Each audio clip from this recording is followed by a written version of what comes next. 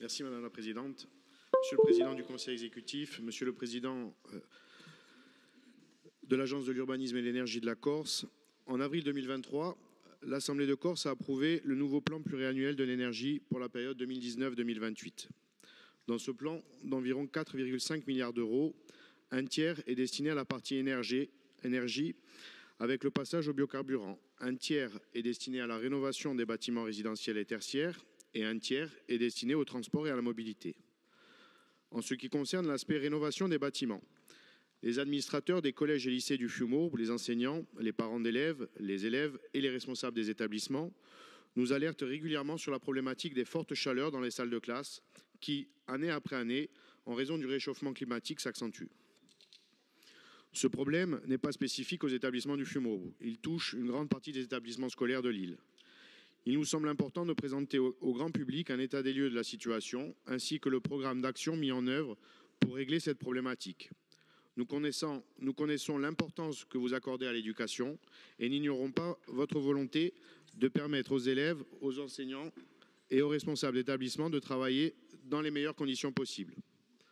Aussi, Monsieur le Président du Conseil exécutif, Monsieur le Président de l'Agence de l'urbanisme et de l'énergie de la Corse, pouvez-vous nous faire un point sur la situation des établissements en matière d'isolation thermique et nous indiquer les mesures qui ont été déjà prises et un échéancier pour celles à venir? Je vous remercie.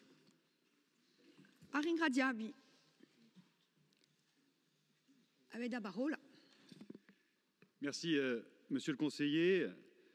Tout d'abord, sur cette question des collèges et des lycées, rappeler que les compétences de la collectivité de Corse en la matière ont été transférées en 2002 de l'État vers la collectivité de Corse, aussi bien pour le financement, la construction et l'entretien des collèges et des lycées. Au moment de ce transfert, l'état des lieux indispensable de l'état de vétusté des établissements n'avait pas été réalisé et donc les moyens conséquents, aussi bien humains que financiers, nécessaires à l'entretien et à la rénovation de ces bâtiments qui étaient déjà dans un état de vétusté pour certains relativement avancé, n'ont pas été mis en place. Donc, la situation au moment de ce transfert de compétences était déjà problématique. Pour autant, l'Assemblée de Corse a approuvé en novembre 2018, notamment, un plan pluriannuel d'investissement pour les collèges et les lycées pour la période 2018-2023. Donc, votre question me permet de faire un point sur le déroulement de ce plan pluriannuel d'investissement. Donc, il y avait une programmation financière de 79 millions d'euros pour cette période. Et en fin d'année 2023, 80 millions d'euros d'investissement avaient déjà été programmés, donc un taux d'engagement de plus de 100% pour cette période, pour la rénovation des collèges et des lycées, notamment sur ces 79 millions d'euros, 45 millions dédiés spécifiquement à la rénovation. Quelques exemples, je vais en prendre un seul, le lycée du Finosé, des travaux à hauteur de 6,6 millions d'euros, aussi bien pour la réfection de l'étanchéité, l'isolation thermique de la toiture, de la terrasse de l'internat et le remplacement de toutes les menuiseries par des doubles vitrages.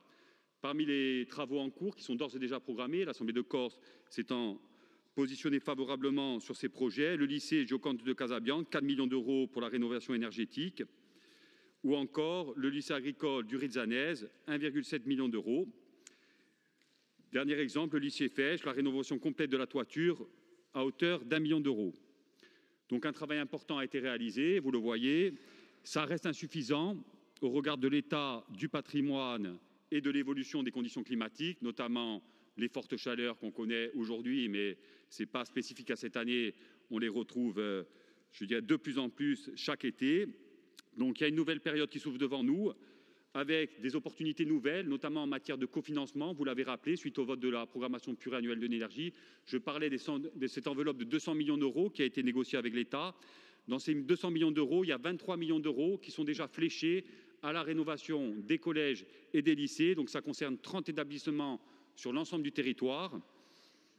Mais pour autant, il va falloir aller chercher d'autres cofinancements, des fonds européens, des fonds du cadre territorial de compensation, des fonds du CPER parce qu'on a aujourd'hui un besoin en investissement sur les 10 prochaines années pour cette trentaine d'établissements de 190 millions d'euros. Donc depuis plusieurs mois, les services travaillent de la collectivité de Corse, des agences et offices, afin d'identifier établissement par établissement les investissements nécessaires, avec 3 domaines qui vont être privilégiés, et on aura l'occasion de revenir devant vous pour vous présenter ce programme d'investissement. Premier axe privilégié, la rénovation et l'isolation des bâtiments, bien sûr, mais également la création d'îlots de chaleur dans les espaces extérieurs, notamment dans les cours d'école. Et sur ce point, on travaille notamment à un appel à projet pour créer de la végétalisation de l'école jusqu'au bac, du CP jusqu'au bac.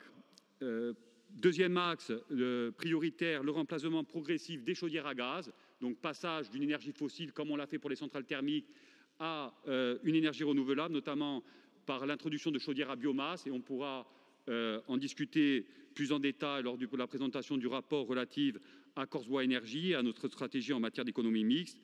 Et dernier axe prioritaire, l'implantation de panneaux photovoltaïques, notamment sur les toitures de ces établissements. Voilà pour le long terme, donc un programme pluriannuel d'investissement qui vous sera présenté dans les prochains mois pour couvrir une période de 10 ans, puisque l'ancienne PPI s'est terminée en 2023, et à court terme, bien sûr, des travaux qui peuvent être envisagés, au-delà de la climatisation de l'ensemble des salles des collèges et des lycées, qui, à mon avis, n'est pas envisageable, pour plusieurs raisons, à la fois pour le coût que ça représente en matière d'investissement, d'un point de vue environnemental également, et en termes de charges de fonctionnement, mais diverses actions peuvent être tout à fait envisagées à court terme, par exemple la pose de films solaires, de store brise-soleil, la végétalisation des espaces extérieurs, et on aura aussi prochainement, sur la question de la ventilation, une expérimentation qui sera lancée en partenariat avec Qualitaire pour améliorer la qualité de l'air intérieur et voir les actions en matière de flux d'air qu'on peut envisager dans ces établissements pour améliorer la situation actuelle qui, en effet, vous l'avez raison, est particulièrement difficile, notamment dans ces périodes de forte chaleur. A ringrazia.